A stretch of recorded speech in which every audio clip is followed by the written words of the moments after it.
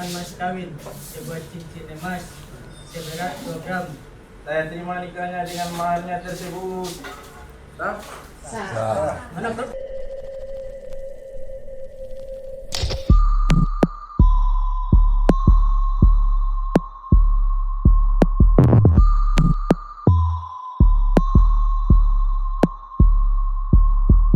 Halo bye, pagi, siang, sore, atau malam, jam berapapun kalian nonton video ini, selamat datang di channel Mamang 2 biasa. Balik lagi dengan Mamang Rahman di sini ya bye. Oke bye, di video kali ini gue bakal ngebahas berita yang lagi viral kemarin gitu ya, yaitu tentang Desa Pati yang di blacklist. Terus ada berita penjudul yang katanya bakal dapat bansos, dan terakhir ada kejadian ijab kabul yang diakhiri dengan MMA gitu bye. Ya oke lah, tanpa basa-basi ke wajah happy-happy, kita langsung masuk aja ke pembahasan kita kali ini cus. Jadi baik, setelah Desa Pati viral karena kasus pengeroyokan, kali ini Desa Pati dirujak abis-abisan sama netizen gitu ya, dengan cara menandai daerah Pati dengan sebutan-sebutan yang unik di Google Maps. Nah contohnya aja kayak gini, ini ada yang nandain dengan kantor pelindung maling. Terus ada lagi yang menandai dengan sarang maling. Ini juga ada khusus maling dan penadah. Ya intinya Desa Pati ini ditandai dengan kata-kata maling gitu bay. Terus juga ini ada video yang menunjukkan setiap akses jalan yang ada di Pati di Google Maps itu pada ditutup gitu bay. Kita setel ya videonya, cus. Tuh pada di forbidden gitu bay.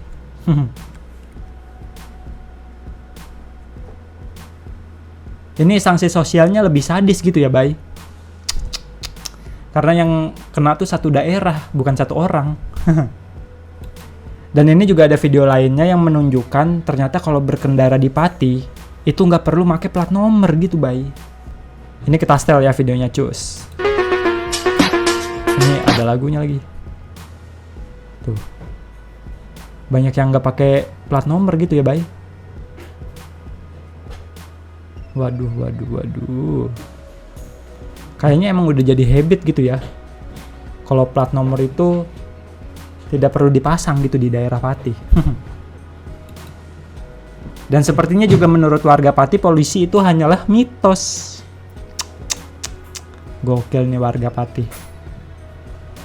Dan juga setelah berita tentang bos rental mobil tersebut viral gitu ya bay, akhirnya polisi mau turun tangan buat mengecek desa tersebut gitu.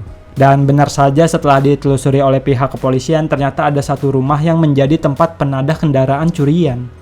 Dan dari rumah tersebut, polisi berhasil menyita 33 unit sepeda motor dan 6 unit mobil gitu bay. Gokil. Ini baru satu rumah aja yang ke-expose gitu ya bay. Gimana yang gak ke-expose? Dan lu masih inget kan sama konten kreator dengan nama akun Teyeng Wakatobi?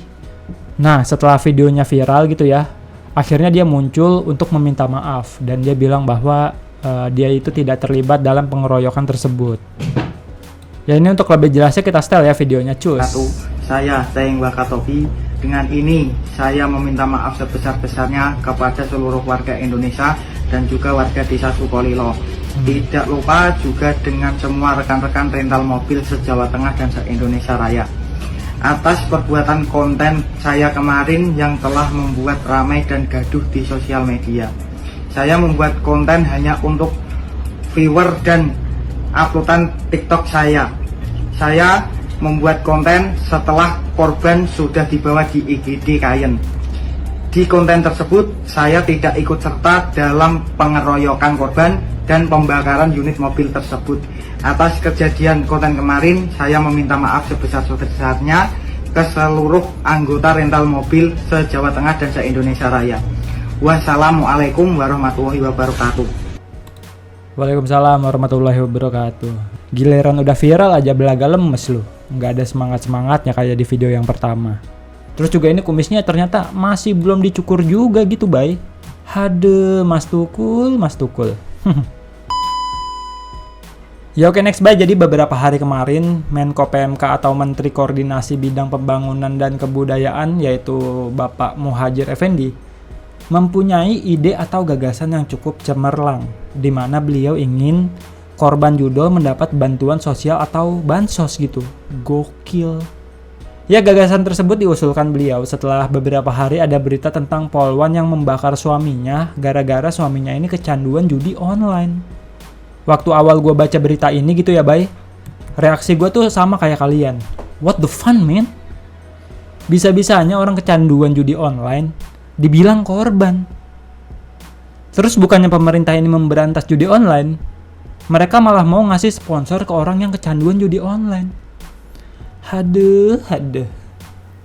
Namun setelah statement blunder ini muncul, ada update terbaru tentang wacana tersebut gitu, yaitu orang yang dimaksud korban adalah keluarga dari si pecandu judi online. Ya kalau ini sih gue cukup setuju gitu ya bay. Tapi dengan catatan si pelaku judul ini tuh harus ditangkap sama polisi dan bercerai dengan pasangannya. Titik. Ya kan, tetapi itu semua cuma wacana doang gitu ya bay. Karena presiden kita yaitu Pak Joko Widodo menegaskan bahwa tidak ada bansos untuk korban judi online. Ya emang seharusnya nggak usah ada gitu ya bay. Soalnya kalau ngasih bansos ke korban judul juga percuma. Karena akar permasalahannya bukan di sisi korban judulnya, melainkan di judulnya itu sendiri. Makanya pemerintah harus bisa memberantas link-link judul, atau kalau emang nggak mampu gitu ya, saran gue sih bikin satu distrik yang khusus untuk perjudian.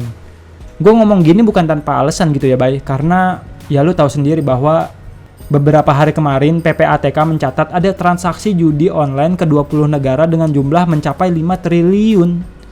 Ini kan tandanya emang banyak masyarakat kita yang suka main judi. Dan seharusnya uang 5 triliun tersebut bisa gitu berputar di perekonomian negara kita asal pemerintah mau menyediakan distrik dan web judi online resmi yang terdaftar ke negara. Dan tentu saja ya dengan aturan yang harus ketat gitu ya bay. Ya gue tahu gitu negara kita adalah negara mayoritas beragama, akan tetapi faktanya negara yang mayoritas beragama ini masyarakatnya masih banyak yang suka main judi gitu bay. Ya sayang aja gitu duit 5 triliun tersebut berputar di perekonomian negara lain. Ya ini sih opini gue aja gitu ya bay. Kalau lu punya opini lain bisa langsung tulis di kolom komentar. Ya oke, terakhir bay, kali ini ada berita yang cukup memancing adrenalin. Jadi beredar sebuah video ada seorang wali nikah yang memukul mempelai pria ketika ijab kabul selesai. Diketahui bahwa pemukulan tersebut dilatar belakangi oleh pesan WA dari mempelai pria yang kurang ajar gitu bay. Dimana menurut keterangan si wali nikah, yaitu kakak dari sang mempelai wanita, sebelum akad tersebut terjadi, sang mempelai pria ini sempat mengirim pesan kepada sang mempelai wanita yang berisi ancaman akan membunuh semua keluarga mempelai wanita setelah akad nikah. Nah, karena membaca pesan tersebut, akhirnya si wali nikah ini menyimpan kekesalannya dan melampiaskan ketika selesai ijab kabul seperti di video berikut. Ini kita setel ya videonya, cus. Hei Randi, saya Muhammad Farid Terpenur mengikatkan engkau dengan adikku yang bernama Nurdalila Terpenur dengan mas kawin sebuah cincin emas seberat 2 gram. Saya terima nikahnya dengan maharnya tersebut. Mana bro? Waduh. Langsung di uppercut anjir.